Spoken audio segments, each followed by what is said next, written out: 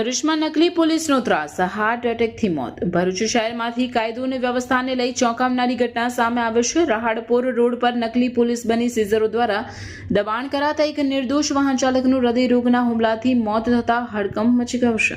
કેટલાક અજાણ્યા લોકોએ પોતાને પોલીસ તરીકે ઓળખાવી એક્ટિવા ચાલકને રોક્યો હતો. વાહન પર નંબર પ્લેટ ન હોવાનો આક્ષેપ કરી ધાક ધમકી અને દબાણ શરૂ કરવામાં આવ્યો હતો. જો કે ચાલકે વિનંતી કરી હોવા છતાં સીઝરોનું દબાણ વધતા પરિસ્થિતિથી ગભરાઈ તે અચાનક બેભાન થઈ રસ્તા પર ઢળી પડ્યો હતો.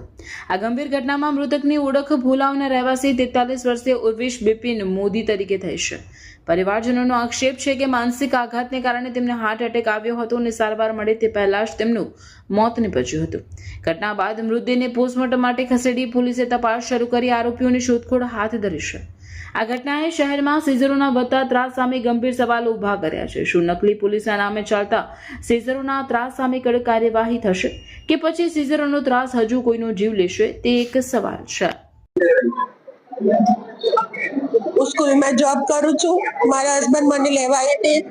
અર્ધ રસ્તે એક બાઇક સવારે અમને ઉભા રાખ્યા અને કે સાઈડ પર ઉભા રહો. પાછળથી બે માણસો આવ્યા, બીજી ગાડી લઈને 4 જણાએ અમને સાઈડ પર ઉભા રાખ્યા અને કે 3 મહિનાથી તું ગાડી માટે નંબર પ્લેટ ને ગોલ ગોલ ફેરવે છે અને પૈસાની માંગણી કરી હતી. અમારી ગાડીના કોઈ હપ્તા બાકી નથી, નંબર પ્લેટ બનાવવાની બાકી હતી, તે કરાવવાના જ હતા, પણ એ ઉપરા ચાપડી ખર્ચા થવાને કારણે એ રહી ગયું હતું કામ. હમણાં મારા હસબન્ડે ટ્રીટમેન્ટ લીધી હતી અઠવાડિયા પહેલા.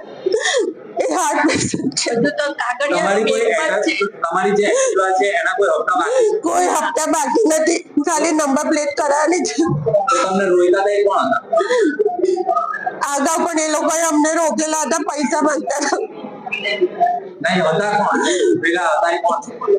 ખબર નહીં, પોલીસના માણસો છે એવું કહેતા હતા. મારું નામ નિકિતેશ બિપિનચંદ્ર મોદી છે.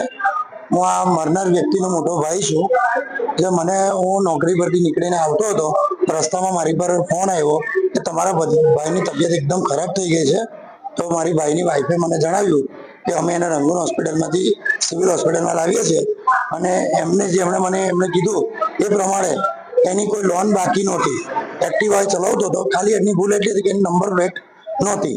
એ નંબર પ્લેટ નહોતી એ પ્રમાણે એને 3 મહિનાથી હેરાન કરતા હતા. પણ એની પરિસ્થિતિ એવી નહોતી કે કરાવી શકે એવો હતો, કારણ કે છોકરાઓનું ભણતર, દવા, એટલે એને જારોદાર રિક્વેસ્ટ કરી હશે કે હું મારી રીતે કરાવી દઈશ. પણ આજે એને વધારે પડતો હેરાન કર્યો અને એવું કીધું કે અમે પોલીસ તરફથી આવીએ છીએ. પણ એ લોકોએ ખાકી પેન્ટ પહેરી હતી અને કે અમે પોલીસ વાળા તરફથી છે ને અમે પૈસાની માંગણી કરી કે અમે તને છોડીએ નહીં, તું પૈસા આપ.